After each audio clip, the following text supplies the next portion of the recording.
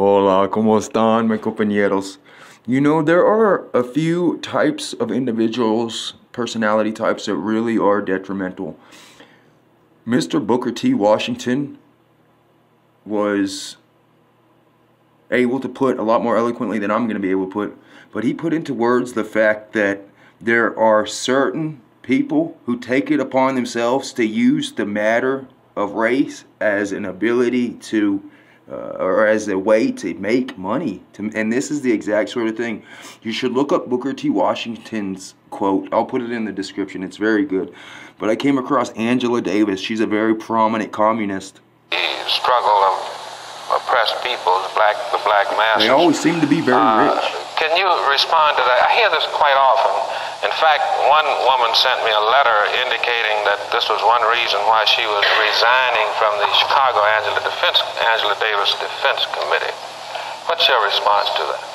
Well, I think it was very clear from the very beginning of the case that I was a communist, right, because I feel that this is the only way in which we are going to that got extremely rich in a free I would not be in the Communist Party if I felt that the interests of the party were in any way opposite to the interests of black liberation.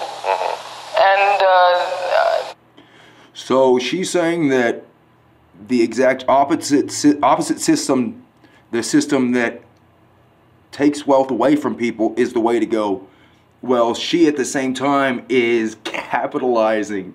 That is the definition of capitalism, capitalizing on the very friction itself.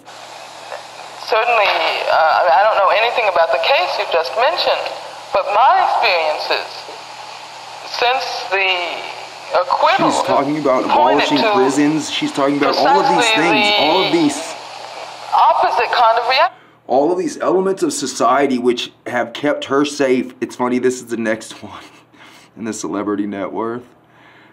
I wanted to bring this to everybody's attention because Angela Davis is a prominent figure in the current goings-ons of today. Among black people. I mean, not too long after the trial was over, I spoke in Detroit.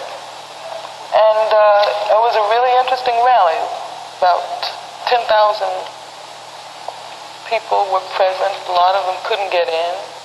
They sold tickets, I bet. 10,000 tickets sold. And then also having been in jail for the last couple of years and having been isolated to a certain degree from what was happening on the outside. She was a criminal. I was sort of searching for the kinds of things that to say, that people would react to. And I hadn't necessarily planned. He says searching for the kind of things to say for people to react. To talk about communism or socialism, but as soon as I mentioned one thing about the need to challenge the... It's graft. It's absolute graft. She figured out what would strike a chord, and she's been plucking that chord to our detriment. Whole monopoly capitalist system, and to talk about socialism. It's that system which gives you the freedom. An incredibly fantastic response, a roaring applause. And she's like, oh, that's what I should talk about. In Detroit. She's such a phony. I feel so bad for the young minds or any mind that gets caught up in her graft. Because she seems so sincere, but the only thing she is sincere about is her desire to manipulate. So she is sincere. It's impossible. It's almost near impossible for a normal person to discern sincere manipulation versus sincere care and concern. It's insidious. From the activities of the Black Liberation Movement, is that what you're saying? Well, certainly. I mean, otherwise, if as I said before, if I felt that the interests of the party and black people conflicted in any way, I wouldn't be a member. Absolutely, it does. When you stop the ability for an entrepreneur to make money, when you stop the ability for a man to go out and start a business and start making money off that business that he takes from the customer and he puts right in his pocket, that's something that is beneficial. But when you prevent that sort of activity via communist regulations, that's detrimental. Liberation of my people, and I feel that I'm interested in the liberation of all people. Policy of the party as well as the practice, has been the only consistently correct approach to black liberation. See, I don't think that we can talk about black liberation without overturning the system, overturning the root cause for the oppression of black people. What is the root cause, The only way we can do that, It seems you seem to be the root cause.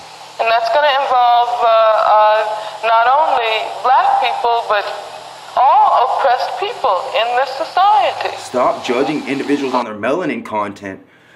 This is the thought experiment. You see one white man and you see one black man. You know that one is a serial killer and you know that one is a saint.